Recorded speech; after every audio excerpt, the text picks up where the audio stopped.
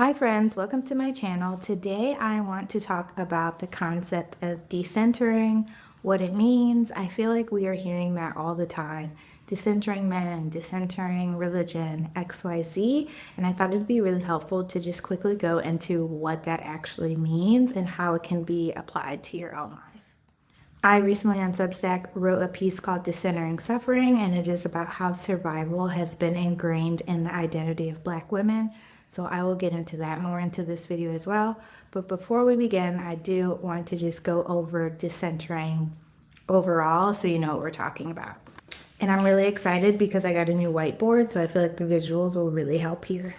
Okay, so again, just giving an overview on what it means to center or decenter anything. This visual will help it all make sense, okay? So first we start off with you. And then as a human, there are things psychologically that we all want to attain, acquire, or experience in this lifetime. So some of those things are stability, identity or a sense of self, purpose, belonging. Those are just like the big things, but they're on an individual level, there are other desires that each of us wants. So in between you and these desires is currency. So what you center is the currency you believe is necessary to achieve these things. So for example, if someone is male-centered, that's the one I see the most on social media.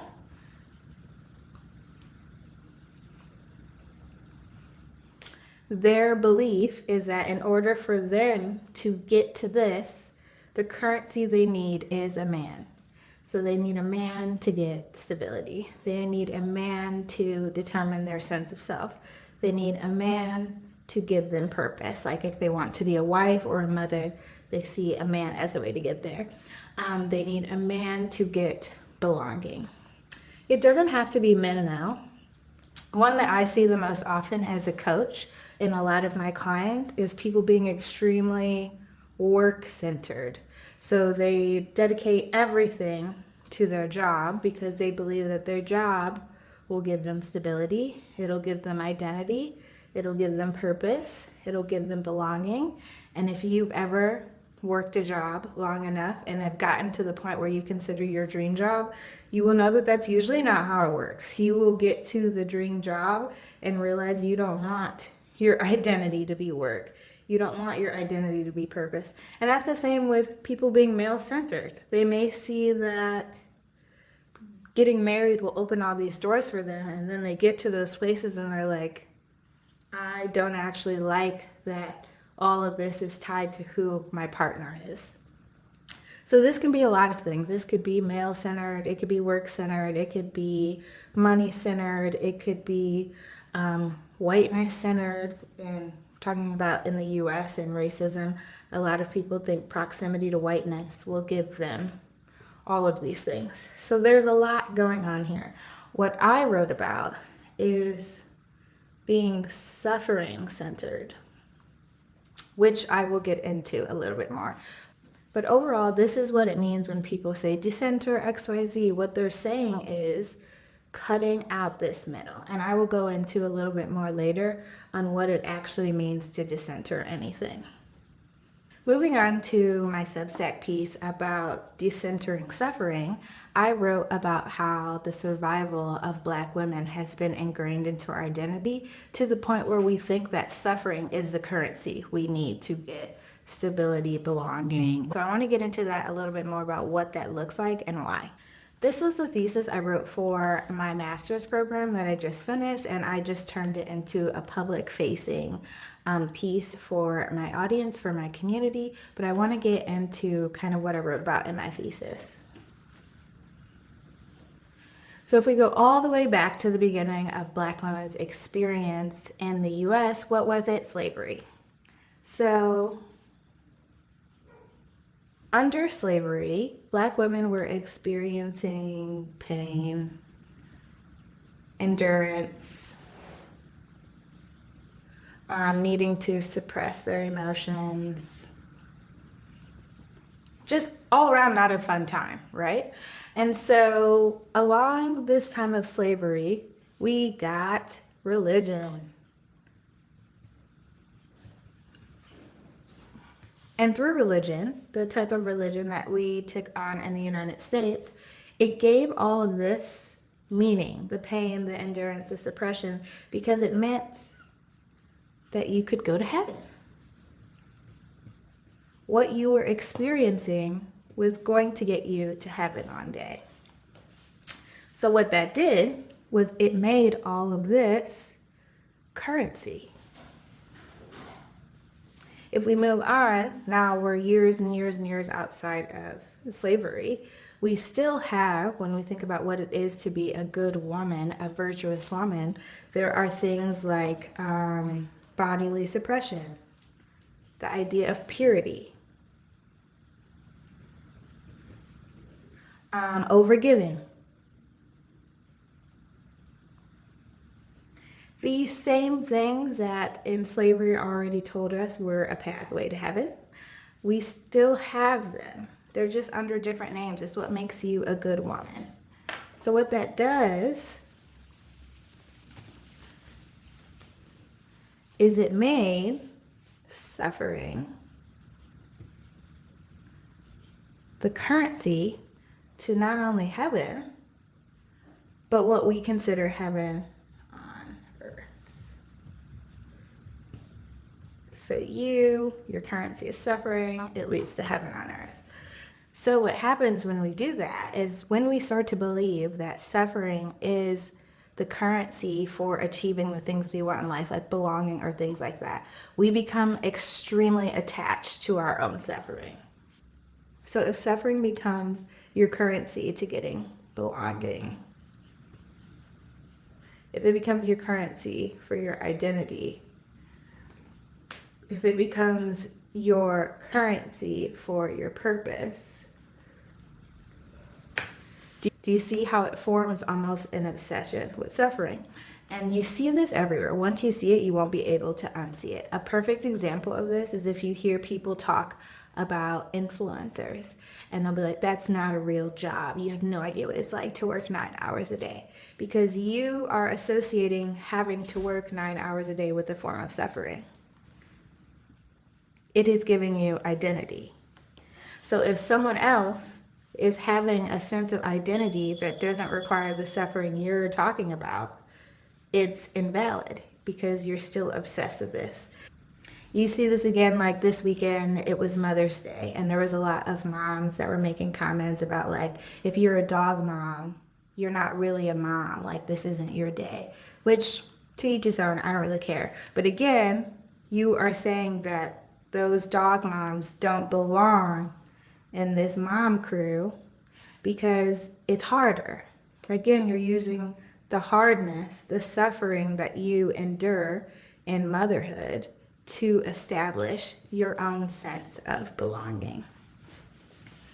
So what does it look like if we move past using suffering as a center? Not only suffering, what does it look like if we move past centering men, centering work, XYZ? Again, we said there were things that we want in life. We want a sense of self, we want identity, we want belonging, we want stability, and a bunch of other things. When you center anything, it means that you are convinced that there is something outside of you that is the price to pay for these things. Either your suffering, your endurance, your suppression is the price to pay. Either getting the validation of men is the price to pay. You getting to the corner office at work is the price you'll pay for stability. All of these things you're telling yourself, if I get this, then I will have these things. The truth of the matter is there doesn't need to be anything in the middle. This is what it means when people say decenter. There's nothing necessary in the middle. You, as you currently are, have enough, are resourced enough, internally and externally, to determine your own identity, to create your own community, to create your own sense of stability internally and externally. And that doesn't mean you don't still want things like partnership. It doesn't mean you don't still want money. It doesn't mean you don't still care about your job. It doesn't mean that you don't want friends, XYZ. It just means that you don't need to go through these things to get to the big things. You don't need to go through work to have a sense of belonging. You don't need to go through your partner to have stability. It is building enough self-trust to know that you are enough to make all of this happen without relying on external sources. And again, as a coach, most of the time people come to me crashing out is because they realize they tried to go through these to find identity. They tried to go through work. They tried to go through a partner. And it never makes you happy. The thing that will always bring you back to really being fulfilled in your own life is building up your own self-trust to know that your happiness is internal. Everything that you have in life, you create for yourself. And what that looks like is to be self-centered. So being self-centered has a really negative connotation. But what it really means is having enough self-trust in yourself, in your abilities, in the life experiences you've already had, that you truly believe that you can reach these things, that you can make these jumps. Again, in the society we live in, it is really helpful to the people that we pay money, to the people we pay taxes to believe that you need something in the middle, that you need a male partner, that your job determines your life. Because the way our society is set up, it actually has worked that way historically. Women weren't even allowed to have credit cards until like 50 years ago. So for a while, it was that you actually did need a male to reach these things, or you actually did need work to have an identity. You actually did need these things. Now we're starting to realize having all those things is still not necessarily guaranteeing that you will have what you need. There needs to be something bigger. So the bigger thing is always going to be you. Self-trust, building it up. And that looks like being self-centered. That looks like being selfish. Again, when we, especially as women, have been conditioned to believe that overgiving is what makes us virtuous, putting everyone else before us is what's making us virtuous, the idea of being self-centered seems yuck. It seems like something you wouldn't do. It seems like what a bad woman would do. It seems like the women that we demonize in society are, we always call them self-centered. But it really is the key. So I will be making more videos on what it actually means and what it looks like practically to be self-centered. But I hope that was a helpful introduction. You will see videos all the time about decenter men, decenter this, and I hope this helps you understand what it actually means. It just means cutting out the middle, trusting yourself enough to know that you can reach your goals, you can reach your dreams, you can reach your aspirations without solely placing the outcome of those in the hands of something in the middle. Just go straight for your dreams. Just go straight for the money you want. You don't need to get a partner in order to get the money. You don't need to rely on work in order to find a community. You could just go straight for it. And that's what it means to decenter. I hope this was helpful. Let me know if it was and if you want me to make any other videos. Bye.